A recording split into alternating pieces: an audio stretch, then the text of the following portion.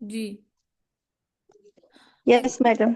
इसके स्टार्ट में ही आपने ऑप्शंस उसको पहले दे दी। आप इतनी अजीब बातें थे, पता नहीं कहाँ जाना शुरू होगी। आप पता नहीं वो क्या था, आप इंजेक्टेबल आयरन दे रही थी, फिर कुछ और कर रही थी।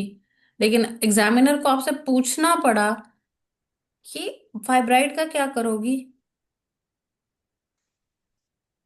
मैडम मायोमेक्टमी के लिए जो होता है वो हमें कितना ब्लड अरेंज कराना जरूरी होता है, अगर एट देखें, पे हम। इतना बड़ा फाइब्राइड है, इट इज अ मायोमेक्टमी की मेजर कॉम्प्लिकेशन और इंट्राऑपरेटिव क्या है? मैडम ब्लीडिंग, बहुत ब्लीडिंग की हेमरेज, मेजर कॉम्प्लिकेशन इंट्राऑपरेटिव है। हेमरेज। जिसकी एच हेमरेज। पी एट है, आप उसको बिल्टअप करके 10 करेंगी, तो उसका कम से कम आप दो तो रेंज करवाएंगी मिनिमम। इतने ओके। बड़े जो कितना 10 × 7 सेंटीमीटर का फाइब्राइड है एक जो बड़े वाला है। 12 × 8 सेंटीमीटर का। और आपने जब और मायोमेक्टमी जो के एंटी। स्टेप्स बताना शुरू किए हैं, तो आपने सबसे पहले क्या, ब्रीच द कैविटी। कैविटी तो ब्रीच करनी नहीं है। मैडम, ये गलत गलत ये वर्ड यूज कर लिया मैंने। जब हाँ, हम मायोमेक्टमी करते हैं तो हम जो इन है द वो स्टेप्स ऑफ इनिकुलेट मायोमेक्ट करते हैं। हाँ, स्टेप्स ऑफ मायोमेक्ट वो आपने, इनिकुलेट। एग्जामिनर आपसे पूछेगा डेफिनेटली। इस केस के अंदर आपसे मायोमेक्टमी के स्टेप्स पूछे जाएंगे, और इसके अंदर आपसे कॉम्प्लिकेशन भी पूछी जाएंगी। आपका वाइवा खत्म पता है कहाँ पर होना है? रिकरेंट वो प्रेगनेंसी कब कर सकती है, और कितनी देर का उसको प्रेगनेंसी के लिए वक्फा दोगी। अच्छा, वो 4 महीने, वो महीने बाद प्रेग्नेंट होके आ जाती है तो क्या होगा, अगली प्रेगनेंसी में उसको क्या हो सकता है। यहां तक का आपके वाइवा क्वेश्चंस हैं। क्वेश्चन हम्म। आप, लेकिन अगर आप मायोमेक्टमी ही नहीं बोलेंगी और पता नहीं कौन कौन सी बातें करती जाएंगी, तो फायदा ही कोई नहीं है। सबसे पहले अपना अपने यस। मल्टी डिसिप्लिनरी टीम करके, I will plan her open myomectomy. Hmm. Then आप करेंगे I will built up her. अब मायोमेक्टमी के लिए आपको एनेस्थीसिया फिटनेस चाहिए, फिर उसमें आप अपने कुछ टेस्ट एनेस्थीसिया फिटनेस के टेस्ट करवा लें और बिल्टअप करें HB10। 10 से कम पे आपने मायोमेक्टमी नहीं करनी। ठीक है, then I yes will madam. Follow the WHO surgical safety checklist. जब आपकी बिल्टअप HB होगी, अरेंजमेंट ऑफ ब्लड हो गया, फिर आप WHO सेफ्टी चेकलिस्ट को फॉलो करेंगी। मिड लाइन अब इंसिजन बड़ा इंपॉर्टेंट है इसमें, स्किन में इंसिजन आप देंगी, सब अम्बिलिकल मिड वर्टिकल इंसिजन आप देंगी। उसके बाद आप कैविटी के ओपन करेंगी, आप एक्सटीरियराइज करेंगी यूट्रस को, फाइंडिंग्स नोट करेंगी मैक्सिमम। उसमें कैविट कनकैविटी के ऊपर आप इंसिजन देंगी, adequate incision above the on the fibroid. Then identify the, ये स्टेप्स है मायोमेक्टमी के। आइडेंटि बेशक और रिकॉर्डिंग सुन के तो लिख लीजिएगा। Identify the yes line of madam. the cleavage. Identify the line of the cleavage. Then, along with the line of the cleavage, fibroid should be removed while using the myomectomy screw. And with the same incision, I will try to remove the second fibroid as well. I will make sure that cavity should not be breached. Then I will close the redundant spare by multiple sutures, most by vicral one. Then I will madam, bi- जब हम fibroid निकाल रहे होते हैं तो हम myomectomy screw use करते हैं ना यूजुअली। कर मायोमेक्टमी स्क्रू करेंगे ना, इज। बिल्कुल मायोमेक्टमी हाँ। स्क्रू ही यूज हाँ, करते हैं। स्क्रू यूज करते हैं। तो वो हम जो होते हैं, अगर हम उसमें जैसे मैंने देखी हुई है मायोमेक्टमी से भी करवाई है, तो हमें क्या प्रिकॉशन लेना चाहिए कि हम कैविटी तक ना जाएं, ना ना जाए प्लस हम उसमें एक ना। इम्पॉर्टेंट जो इम्पॉर्टेंट होती है, कैविटी तक आप ना जाएं, कि आपने जब रिमूवल ऑफ फाइब्राइड आ जाता है, वो सिर्फ स्टॉक के साथ लगा रह जाता है, वहां पे आपने खींचना नहीं है फाइब्राइड को। आपने according to the line of cleavage पे जाते जाएंगे, लाइन ऑफ क्लीवेज को नहीं छोड़ेंगे, तो आपकी कैविटी ब्रीच नहीं होगी। देन एंड पे वो एक छोटा सा स्टॉक रह जाता है, वो जब छोटा सा रह जाता है तो बड़ा हाथ को होता है कि हम इसको जल्दी से खींच लें। नो, वो नहीं करना। वहां पे भी आपने लाइन ऑफ क्लीवेज का ध्यान रखते हुए ब्लंट और शार्प डायसेक्शंस के साथ उसको रिमूव करना है, खींचना नहीं है मायोमेक्टमी स्क्रू स्क्रू से उसको। मतलब उसको दोनों साइड से क्लैंप लगा के लाइगेट करके फिर कट करना है? नहीं नहीं, लाइगेट शेगेट नहीं करते, आराम से लाइन ऑफ क्लीवेज को फॉलो करते जाते हैं बस, शार्प और ब्लंट डाइसेक्शन से। मायोमेक्टमी स्क्रू से उसको खींचना नहीं है। सही। तो इम्पॉर्टेंट इसका जो स्टेप होता है वो लाइन ऑफ क्लीवेज आइडेंटिफाई करना होता है। वंस आपकी लाइन ऑफ क्लीवेज आइडेंटिफाई हो गई, तो आप उसके साथ साथ साथ साथ चलते जाएंगे और यूट्रस फाइब्राइड को एक्सटीरियराइज कर लेंगे, रिमूव कर लेंगे। फिर इसी कैविटी से आप दूसरे फाइब्राइड को फेल्ट करेंगे और वहां तक जाएंगे और उसकी लाइन ऑफ क्लीवेज को देखेंगे। और फिर लेकिन उससे मैडम जो ट्राई टू दूसरा सेव, फाइब्रॉइड है, try to do as much as fibroid from the same incision. ठीक तो है। मैडम जो दूसरा दूसरा फाइब्रॉइड है इसी पेशेंट की जो आपने मुझे फाइंडिंग दी है, वो एंटीरियर वॉल नहीं पे नहीं, है, फोर पोस्टीरियर इंटू पे ही टू है, ये भी सेंटीमीटर पोस्टीरियर पे, ये भी फंडस पे ही पड़ा हुआ था और वो भी फंडस पे ही पड़ा हुआ था, ठीक है। वो भी पोस्टीरियर वॉल में ही था। ठीक। तो वो इसी से निकल आता है, ठीक है। ये निकल आया था वो भी। ठीक। ओके, अब आप redundance, you will reduce the redundance pair by using the Vicryl, then you will stitch the incision by using the baseball sutures। अब बेसबॉल सूचर्स मैं आपको जब मायोमेक्टमी की स्टेप्स दिखाऊंगी उसमें आपको बताऊंगी। उसमें आपने, जैसे आप उसको सिजेरियन स्कार को जो है वो बाहर से अंदर की तरफ जाते हैं ना, तो इसमें अंदर से बाहर की तरफ आते हैं, ठीक है। उससे क्या होता है कि आपकी एडहेजन्स कम बनती हैं, ठीक है। तो आपने जो स्किन इंसिजन आपने जो, सॉरी, जो इंसिजन ऑफ यूट्रस आपने दिया था उसको आपने स्टिच करना है बाय बेसबॉल सूचर्स। हीमोस्टेसिस को सिक्योर करना है, ब्लड ट्रांसफ्यूज करना है। कॉम्प्लिकेशन ऑफ दिस आपसे क्वेश्चन पूछेगा, what are the complication of this procedure. So because of the distorted anatomy there is high chances of the ureter damage, ठीक है, and intraoperative bleed, ठीक है। नॉट भी distort हो तो यूरेटर डैमेज हो सकता है, ठीक है। अच्छा, उसके बाद आप फिर उसको ड्रेन प्लेस करें, उसको रिमूव करें, एनहांस रिकवरी प्रोग्राम इम्प्लीमेंट करें, debrief to the patient about the findings of the operation, discharge the patient with any red flag signs, and then follow up at 2 weeks for the wound, and for the further counseling regarding the future pregnancy, that she must avoid pregnancy for 3 months, and there is a 80% chance she can conceive spontaneously, or she might require some other assisted reproductive techniques for the subfertility, ठीक है। Madam and there is three a months का time 50%। लेंगे या 6 months? Six three months months का देंगे three madam, three टोक्स में three तो months 6 to, 3 months, टोक्स में मिनिमम थ्री मैडम मंथ्स साफ है। साफ 6 टू 12 मंथ्स लिखा हुआ है। हाँ, 6 to 12 months का लिखा हुआ है, लेकिन हम मिनिमम अगर किसी को देना भी हो तो हम 3 to 6 months का कहते हैं, ठीक है। ओके। मैक्सिमम, क्योंकि आप देखें ना 35 years एज को मैं 6 to 12 months तो नहीं कह सकती ना। हाँ, और उसके पास एक ही बच्चा है तो उसको तो एक, हमें हाँ, करवानी चाहिए जल्दी हाँ, प्रेगनेंसी। तो इसलिए मिनिमम इसमें 3 months हम उसको ऑफर कर सकते हैं, ठीक है। वो ये जो बातें होती है ना, अम, ये हमने पेशेंट टू पेशेंट वेरी करनी होती है। टोक में तो उन्होंने एक जनरल बात कर ली होती ना, मैं 35 साल की उम्र को 1 साल का तो नहीं कह सकती, वो 36 की हो जाएगी, ठीक है। सो इट इज इम्पोर्टेंट, ठीक है। Yes madam. हाँ। अच्छा, ओपन मायोमेक्टमी के साथ रिकरेंस जो होता है ये 10% है, ठीक है। और अच्छा, इसमें एक और इम्पॉर्टेंट बात, ये 6 months वाला जो है ना वो विद कैविटी ओपन है, और अगर कैविटी ओपन नहीं होती ना तो फिर 3 months देना है, ठीक है। ये भी एक ठीक है। इम्पॉर्टेंट इसमें पॉइंट था कि कैविटी ब्रीच होती है या नहीं होती, इस पे डिपेंड। फिर उसमें आपने अगर कैविटी ब्रीच नहीं हुई भी तो चांसेस ऑफ रप्चर कम होता है, ठीक है। लेकिन अगर कैविटी ब्रीच हुई है तो in future pregnancy there is a chances of ruptured uterus, ठीक है। अच्छा, ओपन कोली के अंदर रिकरेंस जो होता है वो 10% होता है, और लैब के अंदर 35 to 50% होता है रिकरेंस ऑफ यूटी, ठीक है।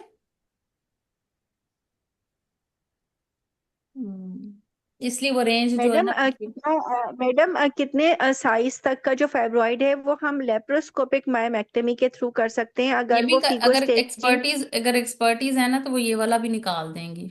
डॉक्टर रूबा कहेंगी तो डॉक्टर रूबा ये भी निकाल देंगी, लेकिन मतलब फिगो फीगो 5 के बाद जो है वो हम मायोमेक्टमी पे जाते हैं, मतलब ओपन मायोमेक्टमी, चाहे लेप्रोस्कोपिक हो के चाहे ओपन हो ना, फीगो फीगो 5 फाइव के पे बाद। डिपेंड नहीं करता कि फीगो फाइव कौन सी होती है। ये डिपेंड करता है साइज ऑफ द यूट्रस पे, size size of of the the fibroid, ठीक है। बड़े फाइब्रॉइड। बड़े फाइब्राइड्स जो होते हैं वो निकाल सकते हैं लोग, अक्सर एक्सपर्टीज जो होते हैं वो निकालते हैं, ठीक है। तो it is not that much कि वो नहीं निकाल सकते, वो निकाल सकते हैं इतने बड़े बड़े भी। लेकिन हमने इसमें चूंकि वो एक अफोर्डेबिलिटी नहीं थी, वो चीजें नहीं थी, तो हमने इसको ओपन ही ऑफर किया, ठीक है। इतना बड़ा ब्लैकस था, 18 वीक्स का मास था, तो इसको हमने ओपन ही ऑफर करनी है, ठीक है। जी। मैडम ये आपकी लाइफ पेशेंट थी? ये मेरा एग्जाम में था, ये बेटा लाइव थी, लाइव भी है, लाइव भी वैसे की हुई है 2-3 मायोमेक्टमीज इस तरह की। लेकिन ये कि ये मेरा एग्जाम का था पेशेंट। मैडम मायोमेक्टमी आप कंटिन्यूशन में ही करवा देंगी, जैसे इसी वीक में, ताकि वो थोड़ा सा एक ही साथ कंटिन्यूशन में रिफ्रेश हो जाए। ठीक है, करवा दूंगी मैं किसी दिन ना, ठीक है। हम्म। करवा दूंगी, वो उसमें देख, 2 वीडियोस है, वो वीडियोस अब उसमें मैं लाइव यहाँ पे चलाऊंगी ना, और साथ साथ आपको समझाती जाऊंगी कि इसमें ये हो रहा है, ये हो रहा है। वो 2-3 वीडियोस है मायोमेक्टमी की, बहुत प्यारी हैं वीडियोस। तो डॉक्टर ओके करो कि मैम। रीअक्रस जरा दोबारा बता दें, ओपन और ओपन में लेप्रोस्कोपी। 10% है, और लेप्रोस्कोपी में हम्म। 35 to 50% है, ठीक है। अगर कैविटी ठीक। ब्रीच ना हो तो फिर आप 3 मंथ्स बाद उसको प्रेगनेंसी के ऑफर दे सकते हैं, ठीक है। और ठीक। 80% नेचुरली कंसीव कर जाती हैं, ठीक है। हम्म। उनको किसी असिस्टेड टेक्निक की जरूरत नहीं पड़ती, ठीक है। हाँ। मैडम इसमें कुछ ईयर्स का भी होता है, जैसे 5 इयर्स में इतना रिकरेंस, और या हम इस तरह ही बताएंगे नहीं बस? नहीं, बस इतना ही रिकरेंस है, ये विद इन 1 ईयर, और ये नहीं आप बोले, ठीक है। ठीक ठीक। Thank you. सॉरी, ये आफ्टर मायोमेक्टमी जो है ना वो 50%, 60% है प्रेगनेंसी रेट, 80 नहीं है, 60% है, ठीक है। हम्म। जी, कुछ और पूछना है? नहीं मैडम, अच्छा हो गया है। हम्म। क्लियर हो गया, बिल्कुल क्लियर हो गया, बिल्कुल हाँ, अल्लाह का शुक्र है। ठीक है। तो ये इस तरह से सब फर्टिलिटी के साथ आ जाए, HMB के साथ आ जाए, तो सबसे पहले मैंने तो आपको फीगो स्कोरिंग दे दी ना एग्जाम, मुझे एग्जामिनर ने ना एक फाइब्राइड मेरे सामने अल्ट्रासाउंड रख दिया, और उसके ऊपर सिर्फ लिखा हुआ था फाइब्राइड यूट्रस, बस, और कोई फाइंडिंग नहीं लिखी हुई थी। मैंने कहा madam I want, I will repeat this scan for the proper Figo classification measurements of the fibre, कहती लिखी तो हुई है। मैंने कहा मैडम नहीं लिखी हुई इसके ऊपर। कहती दिखाओ, फिर मैंने दिखाई तो करी, ओ हो ये वाला नहीं है, वो दूसरा स्कैन, फिर उसने उन्होंने दूसरा फाइल में से दूसरा स्कैन निकाल के मेरे सामने रखा, तो उसमें फिर सारी कुछ लिखा हुआ था कि ये फाइब्राइड्स है। और फिर उन्होंने यही यही जो वाइवा क्वेश्चंस आपने पूछे, 2-3 लोगों से फाइब्राइड का केस आया था डिफरेंट डेज पे, और यही सवाल थे सबसे। तो मैं फाइब्राइड यूट्रस के ये पेट सवाल है कि ऑफर क्या देनी है इसको, ठीक है। तो वो आपने शुरू में यस ही मैडम। बता देनी है, और फिर मायोमेक्टमी के स्टेप्स सबसे पूछे थे, सबसे मायोमेक्टमी के स्टेप्स पूछे थे। यूरेटर इंजरी के बारे में पूछा था, फिर मुझसे, हाँ, यूरोलॉजिस्ट को इन्वॉल्व करना था, मैं शुरू में ना करवा नहीं सकी थी, तो एंड पे उन्होंने कहा तो तुम्हें यूरोलॉजिस्ट नहीं चाहिए, तुम यूरेटर की इंजरीज और ब्लैडर की इंजरीज खुद ही कर लोगी। मैंने कहा नहीं madam, I will involve the urologist. वो पहले करोगी या मैडम बाद में करोगी? मैंने कहा मैडम पहले इन्वॉल्व करूंगी, सर्जरी से पहले ही।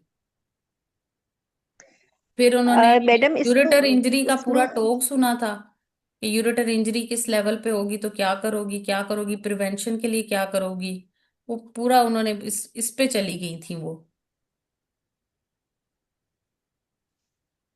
आप पता नहीं मैडम इस कितने में पेशेंट के लिखा होता है। स्पेसिफिकली, इस पेशेंट के अंदर जिसमें 12 × 8 सेंटीमीटर का फाइब्रॉइड है, तो इसमें प्री ऑपरेटिवली यूरेट्रिक कैथेटराइजेशन करेंगे? यही पूछ रही थी प्रिवेंशन के लिए, जब उन्होंने वायवा, पहले तो मैंने नहीं बताया, लेकिन जब वो यूरेटर इंजरी, क्योंकि मैं ये सस्पेक्ट नहीं कर रही थी कि वो यूरेटर इंजरी पे चली जाएंगी, तो वो बाद में उन्होंने मुझसे क्वेश्चंस पूछे थे यूरेटर इंजरी के प्रिवेंशन के लिए कौन कौन से करोगी, कौन कौन सा स्टेंट डाल सकती हूँ, पेन रोज था, एक और डीजे स्टेंट थे।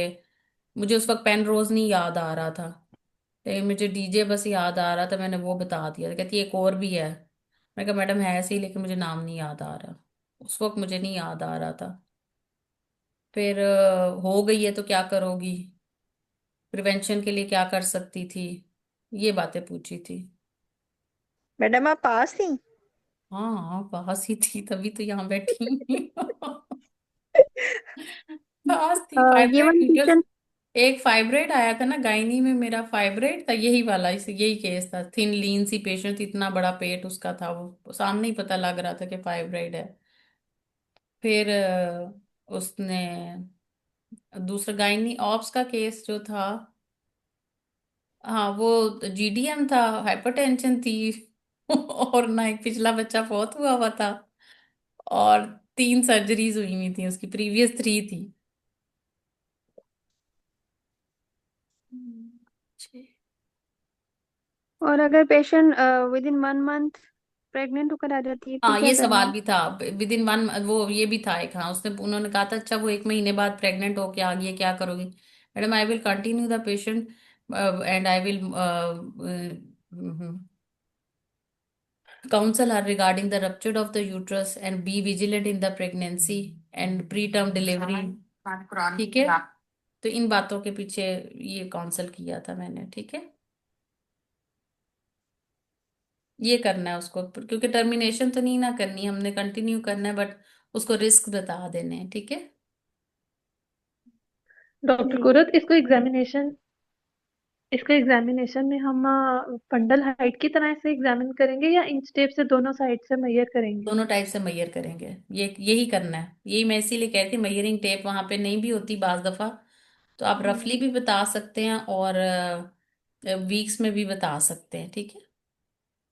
अच्छा, सही, मतलब बता सकते हैं वीक्स में भी। हाँ एंड में ठीक। जाके एक दो मैथ्स के केसेस देख लेना ना, वार्ड्स में जाके, तो वो आइडिया हो जाता है हम्म। पलपेट करने पे। मतलब वो जरूरी नहीं है कि हम इंच टेप से वो मेजर करें, जो हमें साफ पता चल रहा है, जैसे फाइब्रॉइड की तरह, यूट्रस की तरह हो, फील हो फंडल हाइट। 1 मिनट होल्ड कीजिएगा जरा, 1 मिनट होल्ड। जी, हाँ जी, इसकी ट्यूब चेक करेंगे ड्यूरिंग सर्जरी। ड्यूरिंग सर्जरी तो नहीं करेंगे, आपने अगर ट्यूबल पोटेंसी करनी भी है तो आप स्टेरो जो है वो 3 मंथ्स के बाद कर दें, ठीक है। हाँ अगर करनी भी हो तो आप वो कर सकते हैं कि आफ्टर सर्जरी करें, क्योंकि आफ्टर सर्जरी में आपको थोड़ा बहुत हो सकता है कि करें, लेकिन आपने ट्यूबल पोटेंसी अगर करनी है तो वो आफ्टर 3 मंथ्स होगी। During surgery I don't think so कि इसमें, अगर तो आपको लग रहा है कि जी वो फाइब्राइड बड़ी ट्यूब्स के पास है, ट्यूबल डैमेज हो सकता है, तो वो भी आपको पता भी नहीं चलेगा ट्यूबल ब्लॉकेज का, तो इस इस वक्त खुली भी होंगी, तो हो सकता है वो 3 मंथ्स के बाद ब्लॉक हो जाए, तो वो आप आफ्टर 3 मंथ्स ही करें, ठीक है ना। हाँ जी फंडल पे है कशफ, लेकिन जरूरी नहीं है कि वो अगर उस वक्त डैमेज हो भी गई है, आप उस वक्त टेस्ट करती हैं वो ओपन होंगी, लेकिन 3 मंथ्स के बाद अगर कोई एडहेजन बनती है डैमेज की वजह से, तो वो तो 3 मंथ्स के बाद ही पता चलेगा, पहले तो नहीं पता चलेगा, ठीक है। चलें आप फिर मैडम की क्लास ले लें, 8:45 हो गए, लेट हो जाएंगी, तो कोई क्वेश्चन हुआ तो वो ग्रुप में पूछ लीजिएगा, ये भी मैं अपलोड इंशाल्लाह कर देती हूँ, अगर ये आज वो कन्वर्ट होता है ना तो फिर टाइम लेता है थोड़ा अपलोडिंग में, ठीक है।